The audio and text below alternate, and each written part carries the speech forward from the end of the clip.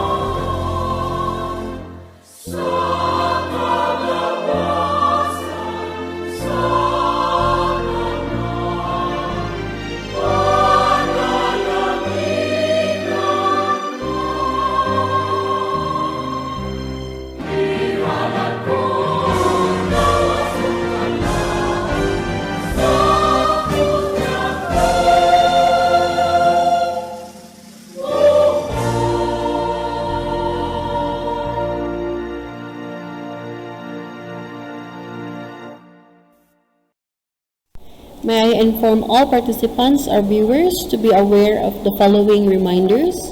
Number 1, please complete the attendance sheet and evaluation form. A link of this online form shall be posted in the comment section of the video.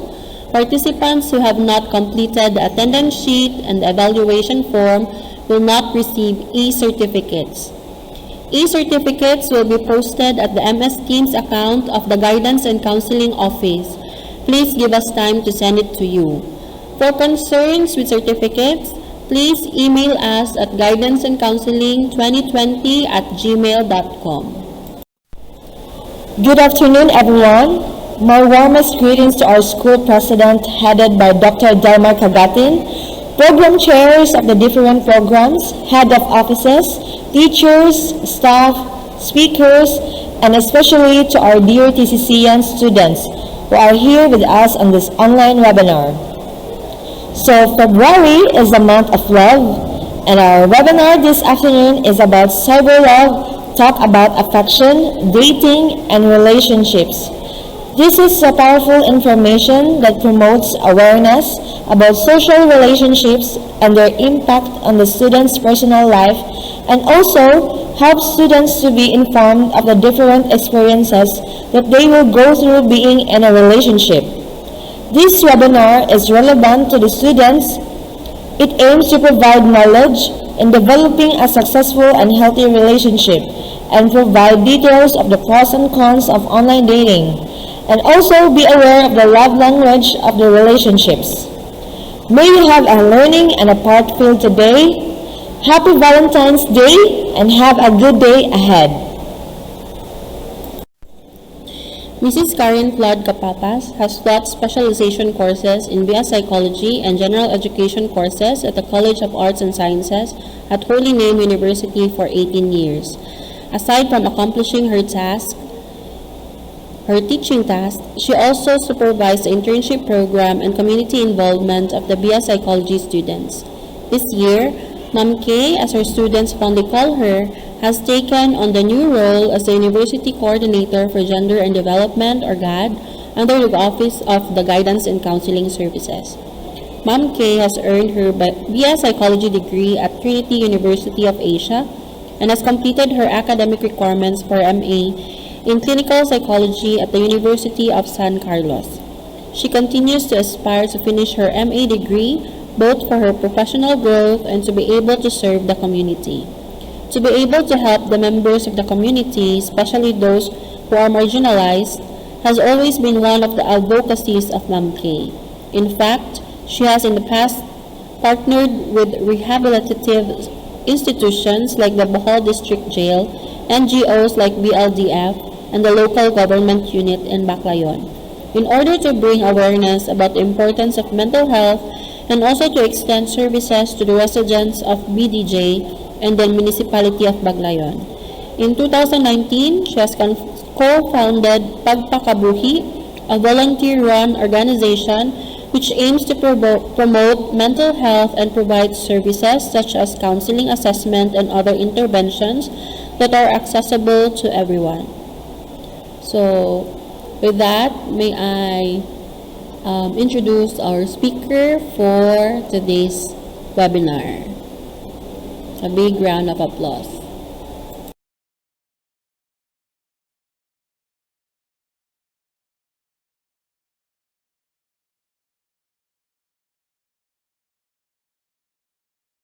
Good day, everyone. I'm here to talk to you about Love at First Bite, which is a talk on cyber love and dating.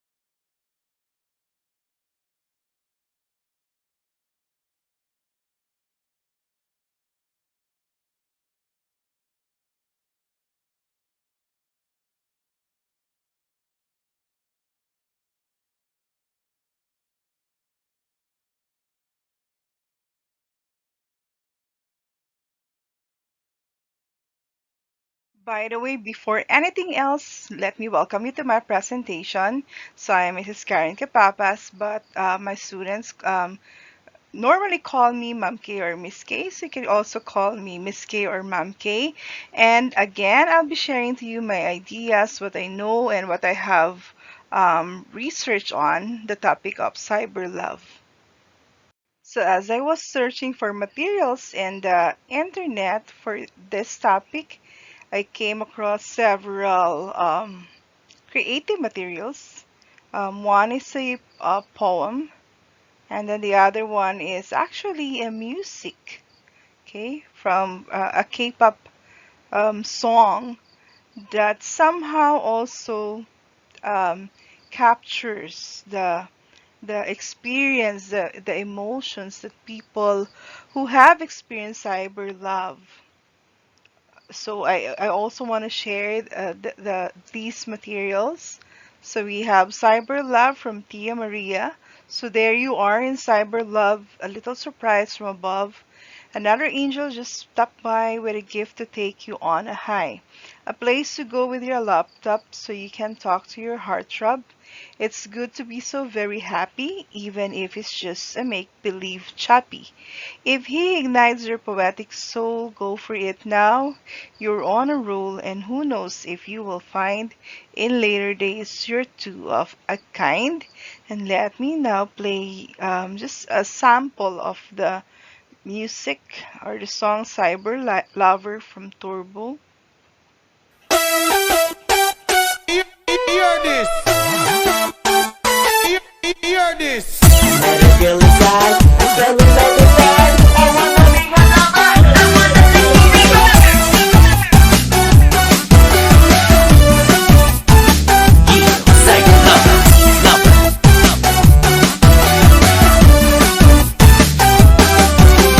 그녀의 말투에 나는 빠졌어. 그래서 진한 사랑 얘기에 나도 모든 질투.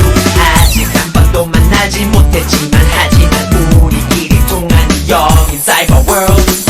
오늘 아침 네가 보내온 향기 가득한 메일이 나의 하루를 행복하게 만들어 주겠지.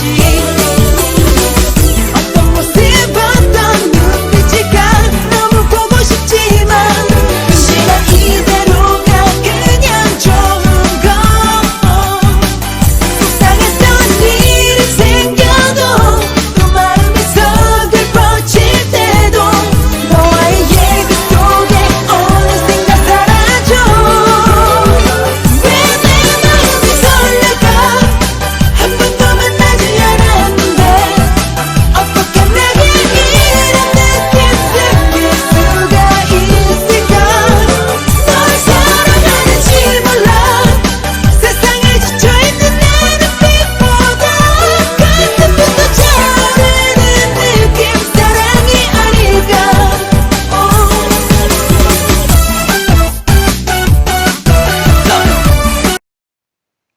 Okay, now let's go to the first part of the presentation.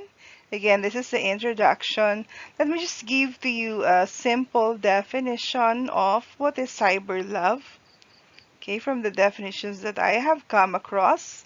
So it's an interpersonal relationship, often including intimacy between people who have met online and in many cases know each other only via the internet. Okay, now of course, although we're talking about love here, love can be classified as romantic or platonic. So you also have your love for your platonic friends. So cyber love is just like that. It could be romantic or platonic. So it's also a virtual connection between two people who use an online medium to interact. That's also another definition that I found about cyber love. And as I was doing my research of cyber love, I also came across some of the other terms that's used.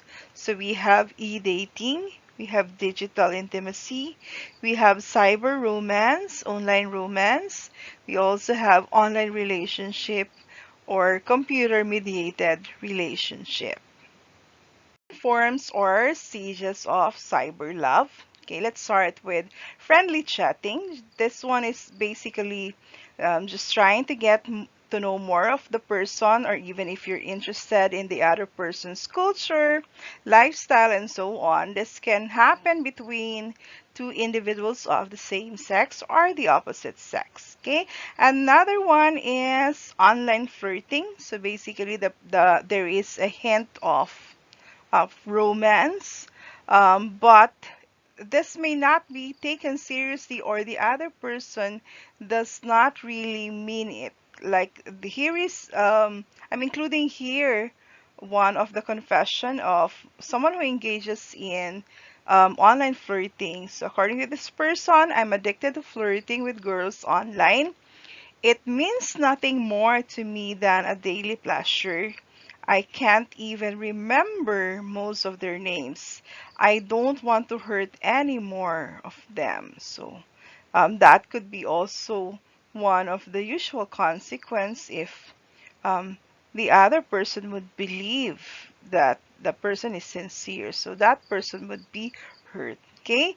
Another one, online flirting can also be part of online seduction, but online seduction seems to indicate more or a serious undertone of intimacy. Okay. Emphasizing on the physical attraction. And then we have online dating. So in online dating, um, these people basically spend more time talking to each other, chatting with each other, sending messages. And just like in in-person dating, they could agree to have exclusive dating. So this means that they would just focus on dating each other and no longer entertain other people. Of course, this is also hard um, to discover whether the person is really being exclusive, because of course we have no way of monitoring. We will just basically trust that a person would really be sincere and of course loyal, since they have agreed to be in the exclusive dating. And then this could lead to virtual relationship or cyber love or the romantic relationship. Okay, so there is already the label that they would be um, calling each other, let's say, girlfriend or boyfriend, partner, and then they will have terms of endearment, honey, sabanao na langga, uyab. Okay, now, um, sometimes it's considered forms because it doesn't really proceed in stages. Like as I've mentioned, some people might just be in it for the friendly chatting. Dili pasabot na automatically they will lead towards dating or even a serious relationship. But for some, this could happen in stages. Like they could begin by friendly chatting or perhaps flirting, but then later on they become more serious until they have already formed a romantic relationship. So how and when did cyber love begin? So we can trace the start and even also the evolution of cyber love or online romantic relationships with the development of the internet. And along with the internet, we have the digital communication technologies that has given rise to new forms of social interaction and basically romancing on websites, social media, and dating apps. So let's start with the first form of the cyber love or the cyber dating. It was still text-based dating, which occurred somewhere around in the 1990s and early 2000s. So basically, what happens here is that couples or partners or individuals would exchange messages. So it's just in the form of messages. Okay, there will be chat rooms also, but they will just be exchanging messages. So there is no visual and auditory data between the users. So meaning dili sila magkakita ayon sa itsura or di magkadungog ganay og tingog gawas if they decide to give each other's contact number and call each other. So the users employed basically text to communicate with one another.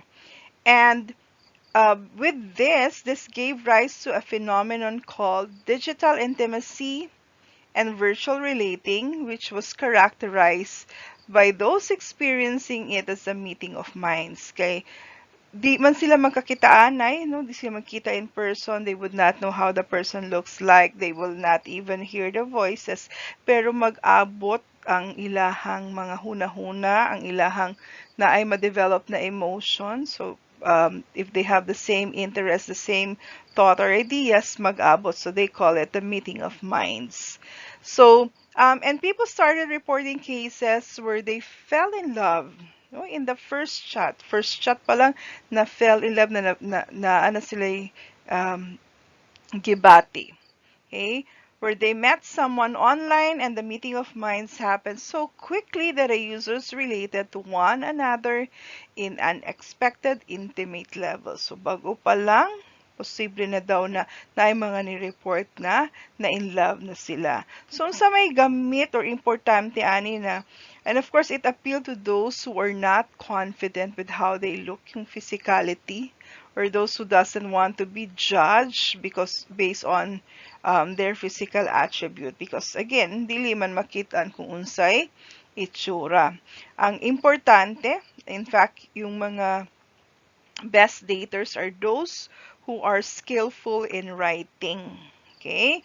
And yung mga dapat yung pag-chat mo, yung messages mo na humor, it's witty, no? You offer support or na affection. So you will be judged as the best dater in the market. Okay? Now, so we can say therefore traditionally that relationships formed on the internet during these times bear similarities with yung mga sinaunang technology or yung common na technology at that time. Pero pag nag-evolve lang siya from, di ba, sa una kay how people date or courted each other na ay uso yung magsuwatan na letter. So, it's something that has evolved from that. This time lang, chat, hubo, pero pwede man sad po na aside from the chat, yung sending of emails, if mohatag na og email address, no? It's magpadayon lang gihapon yung pagsulat og letter. Okay? Now, because of the incomplete nature of what is presented on the internet, di man ta kakita og naong nila, and then pwede pa gani no muhatag lang og mga pangalan, not necessarily their own name.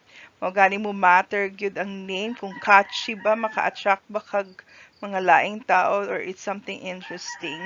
Okay? So what happened is that people started coming up with fantasy persona. So sila mismo, no, ang pag-present silang kaugalingon, pwede sila mag-create. Imagination is the tool.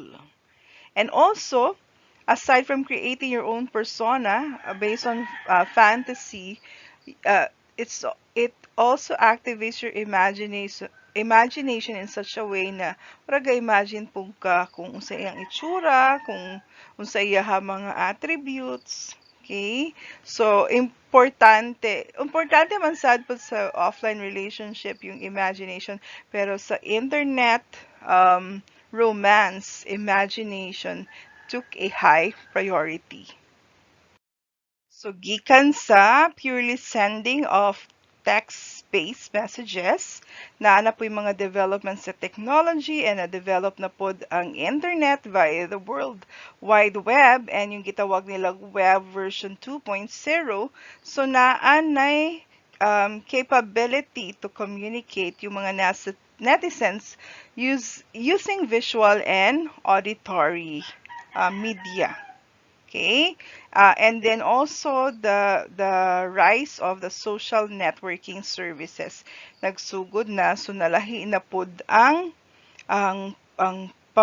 modality, ang pamaagi on how people can date, can meet people, no? Miski na naa sa lagyo from all the different parts of the globe, pwede na mag-meet because of the social networking services. Okay? So, the move from passive imaginary reality, so ganiha, no, kung text-based, more on imagining, more on creating your fantasy persona. But this time, it's more of an interactive virtual reality in cyberspace because of, again, you can already see the person that you are communicating with. You can also already hear the voice. Dati makahear lang ng voice if you decide to give your own phone number. But this time, pwede na while you are talking to the person, you can see the person and you can also hear the voice. And this added interactivity is what makes yung cyber love or online romantic relationships feel more real. So karon mas na-feel na ng mga those who are dating or into cyber love, mas ma-feel na nila na real good ang ilang relationship. No, murag sa una kay napay pagduha-duha mo yung parang label pa na di man na tinuod, di man na authentic na relationship kay wala ka kahibaw sa pa yung itsura kung nag titugan ba siya tinuod. But this time kay makastorya na, no, just like more about face-to-face conversation na makitaan or madunggan, although siyempre this one is mediated over the computer or the cell phone. So at least naapod siya feeling na real na tinuod na. Murabag yung boundary between online and offline, nawala na siya, na blurred na dili na kaayo dako ang difference. Now, many report highly intense feelings towards the other, although they have never seen in person or heard or touched that person. Now, the next development would be yung advent of geosocial networking apps and websites such as Facebook and Twitter. Sa mani, kanibang geosocial networking apps, pwede nang i-filter, pwede na silang mo suggest, or let's say, people you might, di ba sa Facebook, people you might know based on your locality, kung parehas ba mo malocate naman, no? Kung asa ka na part ng world, or if you are from that same school, if you have also mga same interests, pwede ng capability. So what happened is, again, katong distinction between virtual and real even became more blurred. Kay, dili lang kay makakita ka sa iyahang makakita ka sa iyahang nouns sa iyang picture or makadungog ka sa iyang tingog, you can even have an access on how this person on the different aspects or yung profile niya, kanang asa siya nag-eskwela, unsa ba yung mga laing interaction niya, laing interest niya. So mas nahimo pag yun siya nga more real for a lot of people. Okay? And then later on, online dating became mobile because of the advent of online dating apps. So you have you have dating apps that you can download to your mobile phone and anywhere that you go.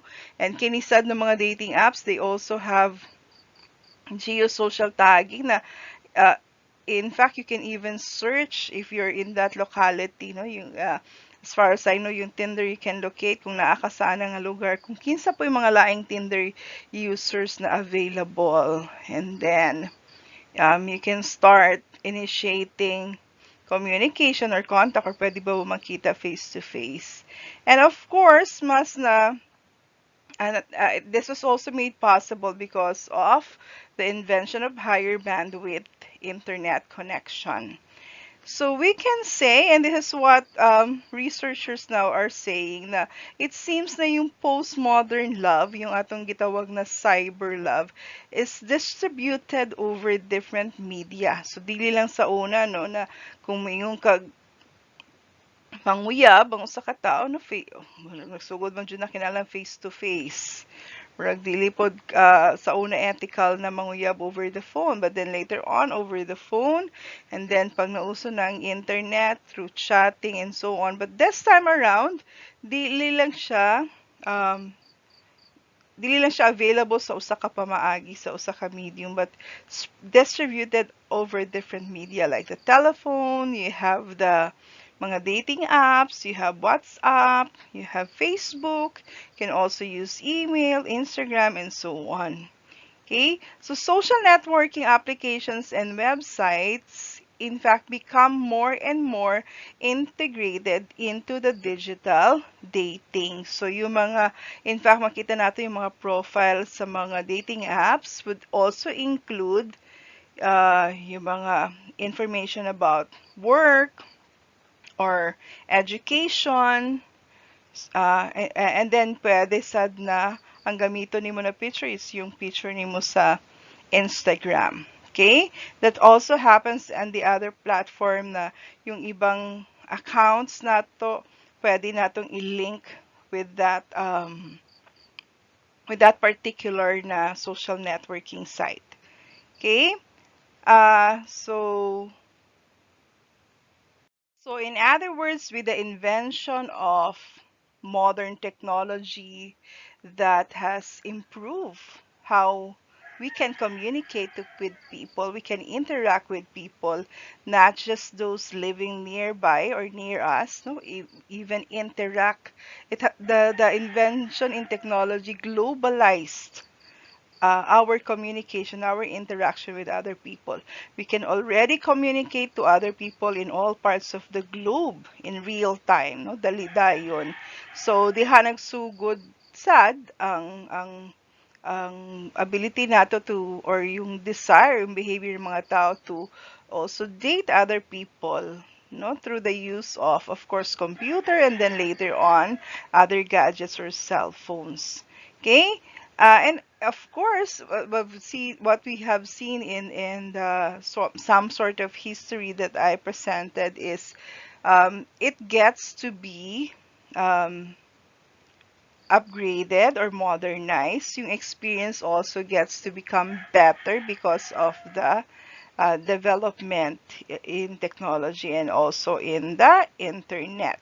Now, is seeking love online now common and acceptable? Because perhaps in the past, na murabag lahi pang pagtanaw sa mga tao, no, of people who engage in cyber love. But now it seems that it's the third most likely way for new couples to meet.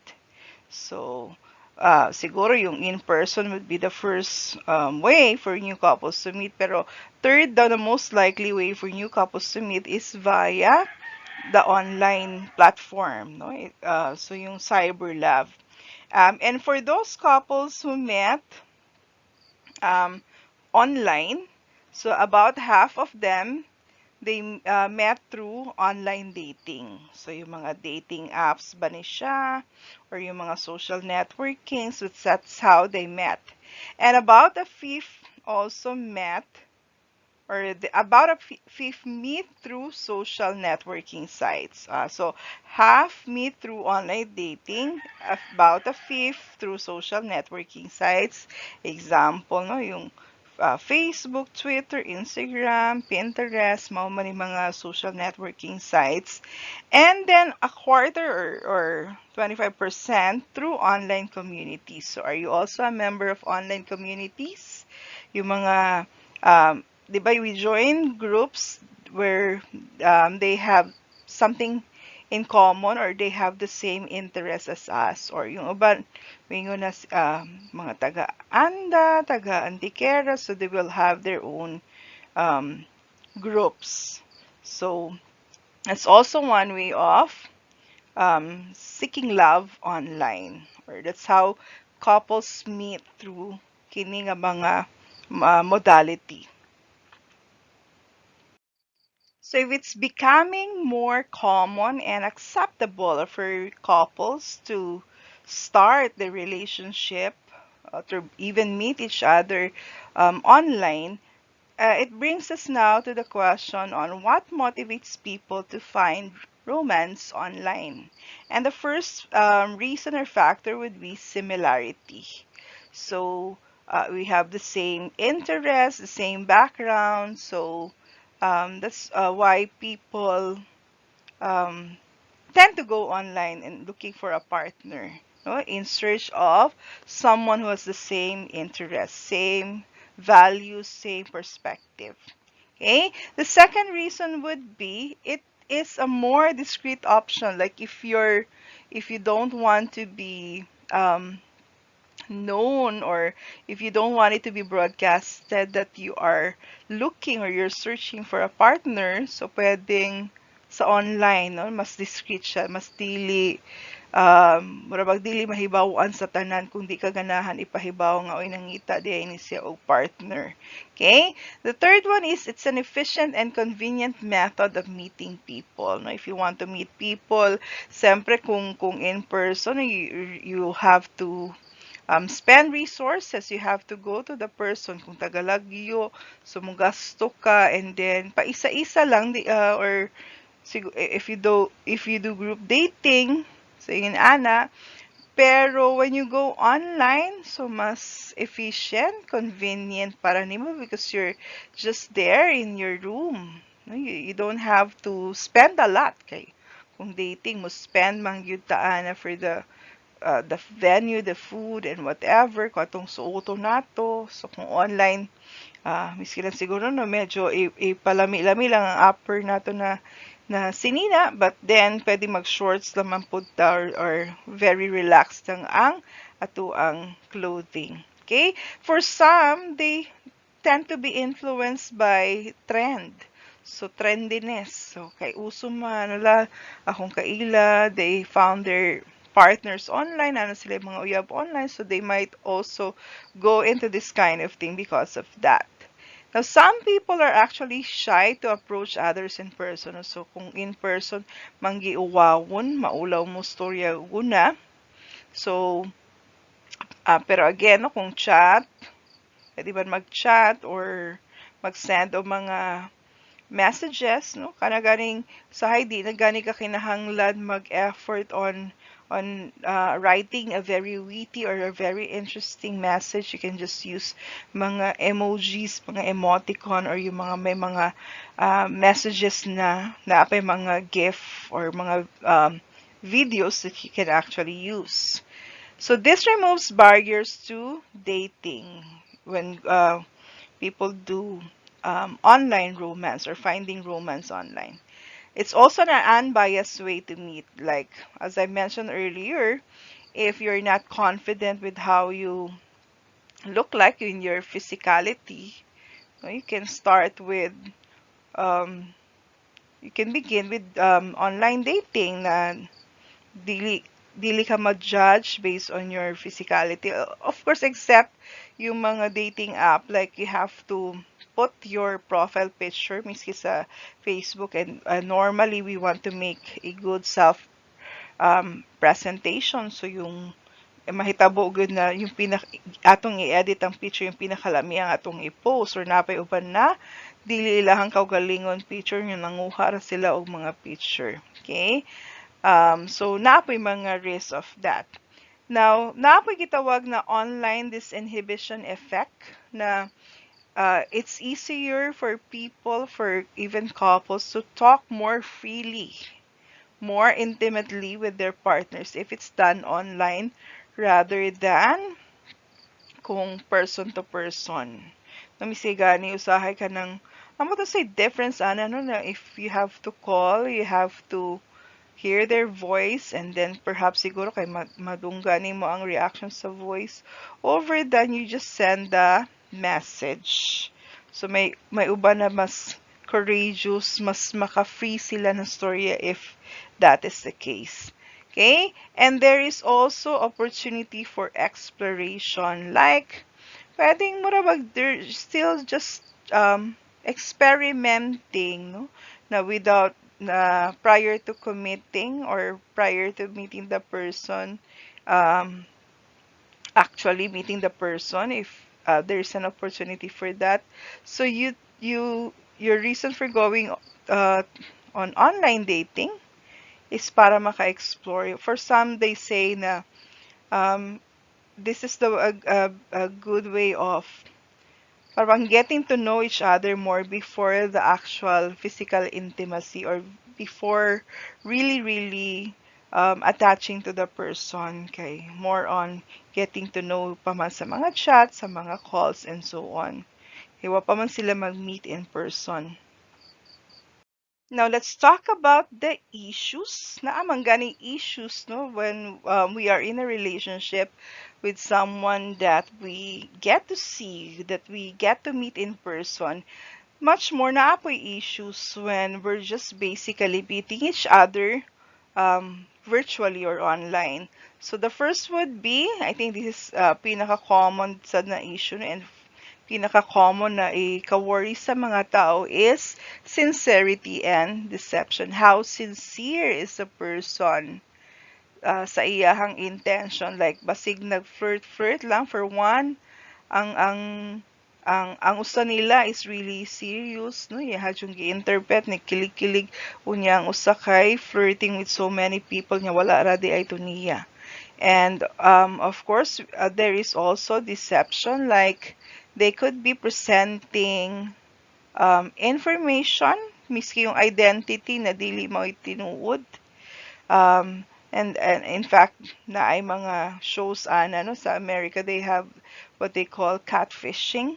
So they will post profiles, pictures na dili man di ay sila.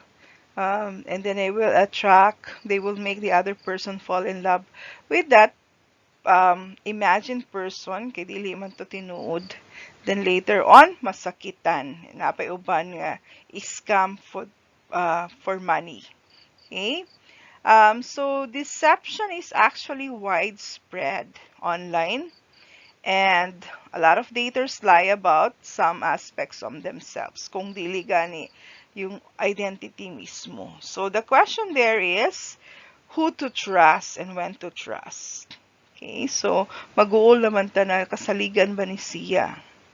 And then, of course, yung privacy sad nato, it's something that we worry, that we are concerned of. Okay, imagine you're sharing information about yourself that later on baka i-spread sa uban, or that can be used against you. Miski gani yung mga post na picture, no, magpa-send o mga picture, and then that will be spread to how many people. There's also an issue on people doing surveillance, or pwede na cyber stalking. I'm sure na makarelate na sila crush, na sila giangayan, or basig ilaha mga ex, ilaha pang i-stalk ang mga social network accounts, or yung mga napay mahitabuan ng mga uyab or couple na ilahang i-stalk ilahang partner mudong sa mga dating apps kay basig nag-entertain og other partners or other suitors. Okay? And then, just like, as I mentioned, yung privacy, and then yung sa issue sa ng sincerity, we also worry of what to disclose, what to share. Okay? And siyempre yung iba, they would rather that the person that they're talking to, that they're dating, would disclose more. And actually, according to studies, more self-disclosure and positive self-disclosure can lead to greater self-presentation. So, murag mas muklik, mas musikat ni siya nga tao kapag daghan siyang i-disclose, daghan siyang i-share. Pero ang iyang i-share, yung mga positive things about that person. Kay more honesty daw does not guarantee success in dating. So, murabag, mao gihapon no na gihapoy deception. Murabag ipakita gihapon nimo yung the best para nimo. And then, yung identity really is an issue because some assume other identity. Pwede sa that the person can also change, will try to change ang iyang personality just to get someone to fall in love with him or her or have a relationship. So I in fact found this one, no, study po siya about cyber love, and ang ilahang dedication is to those who destroy their ego in search of love. Na usbon gyud ang ilahang ego identity para lang they can find a romantic partner. And of course, yung issue ng infidelity.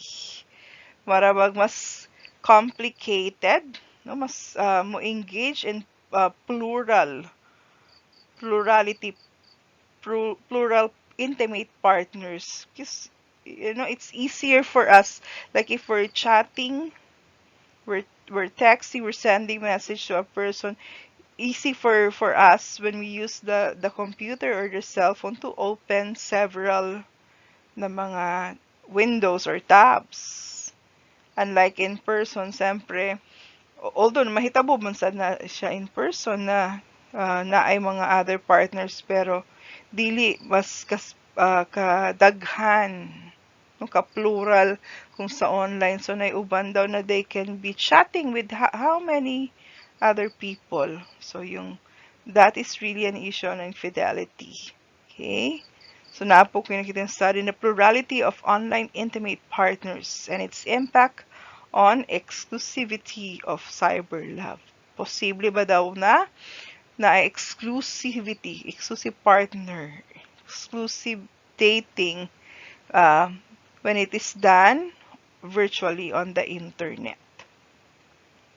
Now let's look at experiences and outcomes of cyber love or cyber dating, computer mediated relationship, and what I found out on as I was doing my research, my study on this one, the number of people trying dating online has increased. And also with the apps, the dating apps, so mas napaspas no kay it's really part of um on a day-to-day basis. Kuno ko na ana kay app ana and it notifies you, so automatic you can go and on online dating. And also there is a number of people na they will first date online and then they will agree to meet offline. That's also increased. And in fact, um, logical man nun when yung mga respondents were asked na would you rather na ma-meet dayon ang imuhang gidate online, and a lot of them answered yes because siyempre they really want to make sure na tinuod ba ni siya, kanang tinuod ba yung istorya, or unsa man gyud ang itsura niya in person. So, kung magbigin sila online dating, the next thing that will happen, the next possible thing is that they would set for meeting offline. Now, almost half of daters experience someone misrepresenting themselves. So again, deception is widespread in online dating. So, mabuking lang in the end. Masakitan lang ang partner. Okay? What if naka-invest na og a lot of emotion? In love na gyud kaayo.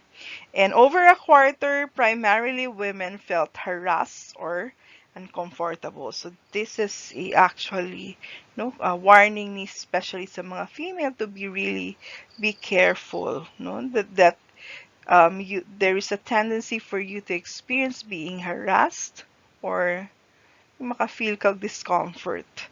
Now, for the long-term effects of relationship that started online, yung output or yung outcome or result are actually mixed. So, naiuban that, yeah, it's possible for them to get married, to have a serious relationship. Napayuban that ended badly, no? Na mga issues, na deception. So, mixed ang gihapon na siya. Just like two relationships na nagsugod offline or na nag-start with people actually meeting each other and not just virtually. So, human naman nag-meet online first meeting, nag-date, and then perhaps ended in a romantic relationship. Now, it's also important, and I'm actually also happy or in fact, na-amaze ko that gi-request sa ni Miss Grace na I share something about how to cope with the breakup, no? Kay, as we've seen, no, pwede sad na mahitabo and daghang cases na the relationship will end. So, dili siya for long term na yung mga issues. So how do you cope with that? Actually, kining ang mga strategies is not just for those who are coming from breakups na online o cyber love. These are also strategies for yung breakup na sa real or sa tawag na real kay mo yung po ubalaliso na real man gihapon maski virtual pero yung offline na relationship yung in person, you can also make use of the following strategies. So the first step, according to yung mga professional, the first step to recovery is actually to express your emotions. Okay, kung dili nimo i-bottle up, imuha mo nang dili mo express. On the other hand, imo na i-bottle up, imo hara nang itaguan. You cannot you cannot find yourself on the way to recovery. Dapat manggod i-accept, i-release nato ang mga emotion para nasugdan na nato ang moving on process. And you will find yourself na not just experiencing one emotion, o pwedeng from one emotion to the next. So, you just acknowledge whatever you're feeling. Na uban, wag upang breakup pero nana sila acceptance. That could happen. For some, it doesn't have to be grief or loss. Na uban, siyempre, they would feel a sense of grief, yung mga negative emotions. Pero for some, they might experience relief or denial. And pwede agian sa nitanan ng mga classic emotions of a person who has just come from a breakup. So acknowledge whatever you're feeling and then go through the process. Yeah, we'll talk about grieving in a few minutes or in a while. Now, we can also try some of the short-term steps.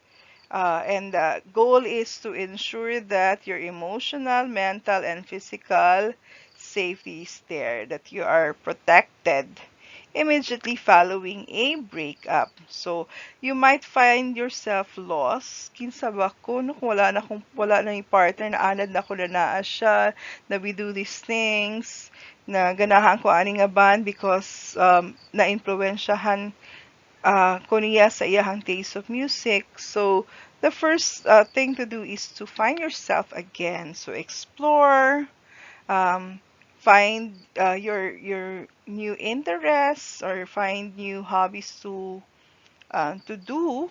Para don't jump into another relationship, a rebound relationship na tungod lang po kay nasakitan ta or we want to have that emotion again. It's better, it's good to find ourselves again. The second one is, especially pag dili kaya or siguro kung di ta ganahan, if dili kaya good, that we talk to a therapist that will help us go through the process. Or we can just find support. Importante we connect to other people. We have our support system. Kay dili we always na makaya on our own. Okay, your friends, your classmates, somebody that you trust. So you have to connect to them. And then we have to be socially active. Kaya ang tendency man natin, if we're suffering from heartache, no, is to isolate. But the more that we isolate, the more na mas grabe yung mga depression, yung mga negative emotions. Mas maka-shorten sa span ng depression yung if we continue to connect, we become socially active. Now, And then, so those are some of the short-term steps, but of course, we also have to focus on our long-term recovery. And the long-term recovery will come if we give ourselves enough time to grieve. Dili kay, basta kay bounce back na kadayon, dapat dali. Depende kada tao. So, first, wala dyan ay fixed na timeline. Basta, give yourself enough time to feel. If you feel lost, if you feel grieving, murag na wad-an na, it's tantamount to losing someone, di ba? Murag na matyan na sad ka. Kay naa may loss. So, that's what we do for our long-term recovery. And we have also to take care of our mental health. Kay mao man gyud na ang musuffer when um, there's a tendency na diha jud mag-suffer when we experience a breakup, no? Yung mga ma-feel natin like yung self-esteem, yung self-worth pwedeng ma-undermine. And we can also do self-care techniques like we skip physical activity that will also help us na maka-recover, enough sleep, food, again, connection with other people, and so on. Now, there's also a practical suggestion, pero sometimes no, daily mangyud nato na malikayan or naiuban nga they find it hard to cut connections with their ex. No, mag-chat gihapon miski nagbuwag na, magkita pa gihapon, mag-set pa gihapon og let's have coffee or whatsoever. There's even a study that says that Facebook may have a negative impact on emotional recovery when used to stay in contact with an ex-partner after a breakup. So I think it's best after a breakup na you disconnect. Eh, siguro in time if maka-move on na and dili na maapektuhan, dili na mamaot ato ang mental health when we communicate again, then perhaps we can reestablish the connection. But we always have to prioritize our own well-being, our own mental health. And in addition to that, siguro what makes kining cyber love or coping after a breakup sa cyber love or online romantic relationships, some people find it difficult to move on because walay closure. No, like if wala jud sila na meet ever, maputol lang ang ilahang communication that they want to find closure, murag di sila mahilun na.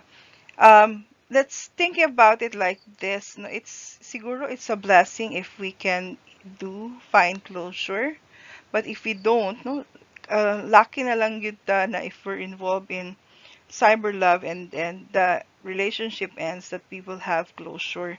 But if not, then we also have to move on. And we can do that, miski walang closure, if we have acceptance. So, mao'y goal nato, no, na okay, kung kaluyan, if blessed, na closure, pero if wala, we still need to find a way para maka-move on. And that we can do that with acceptance. Accepting what happened, accepting that the relationship ended, and that you may or may not find closure. Okay, now this time,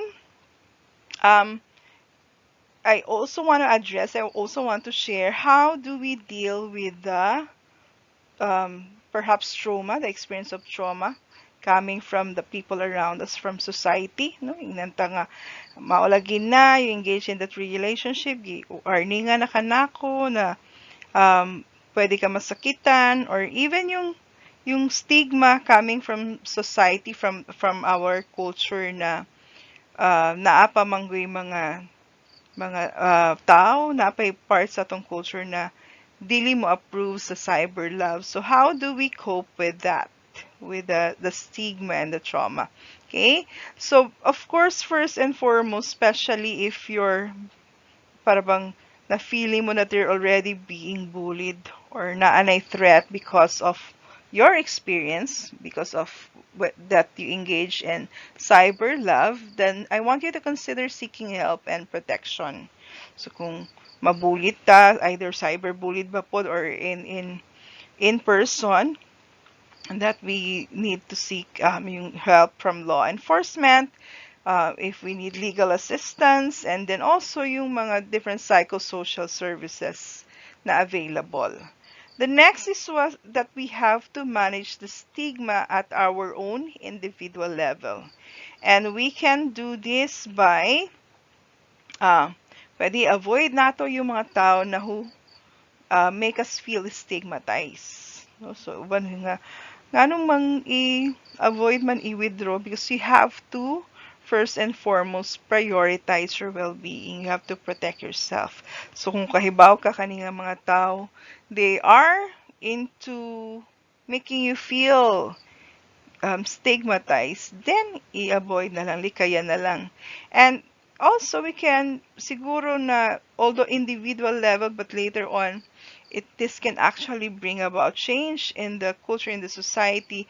We can be an advocate. No? Pwedeng kita mismo, from our experience, i-share sa uban, ipakita sa uban na this is, there's nothing wrong in involving. It's just like having relationship also na dili cyber. You can be an advocate if you want to be the voice for other people para sad pod ma-lessen ang stigma.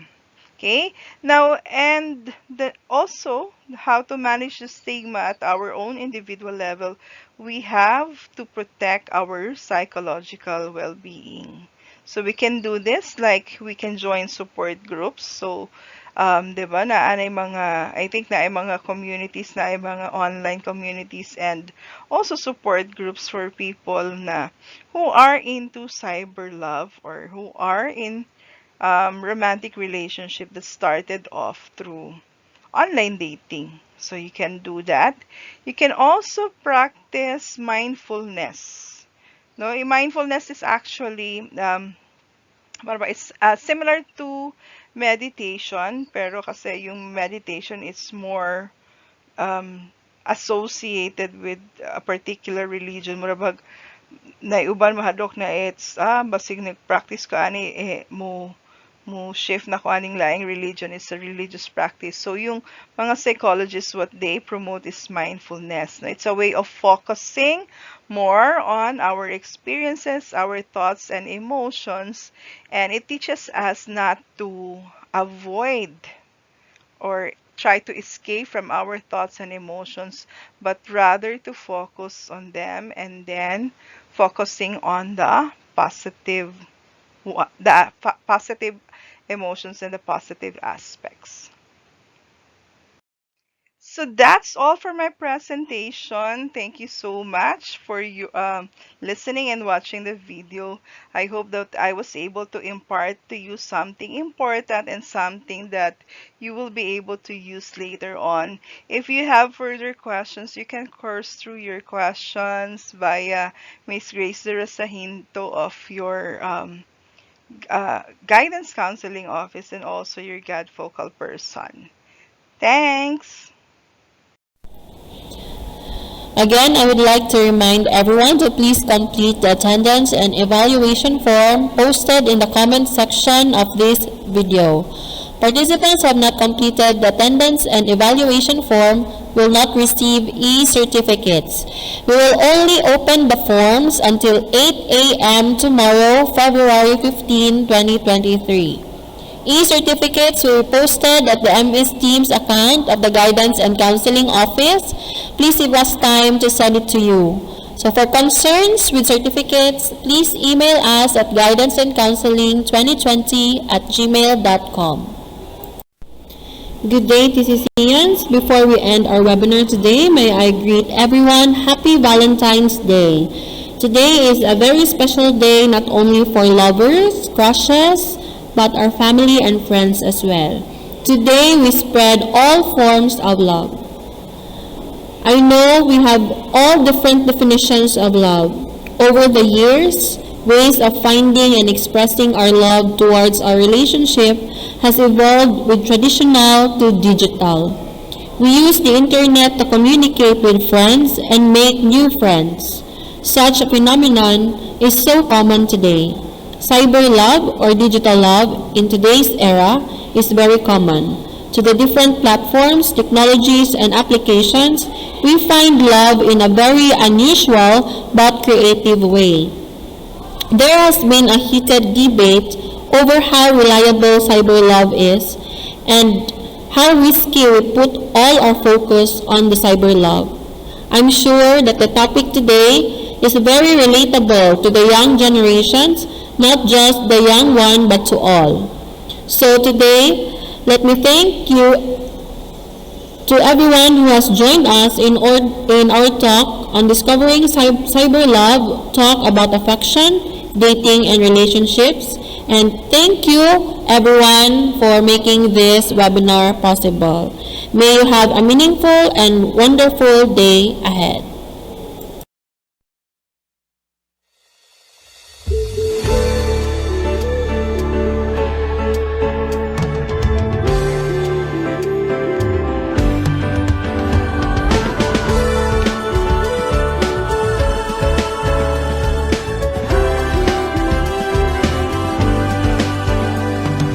Latin City College, your school of privilege, with people of dedication, unwavering and devotion. It's here where you'll find educators of a kind, excellent di calibre, but most of all, it's yours for free. Be a volano achiever, be one of the TCC family. Tagpilan City College stands, home of volano achievers. Come as one, let's join hands, build trust and knowledge together. School for you and me at TCC, you're a family.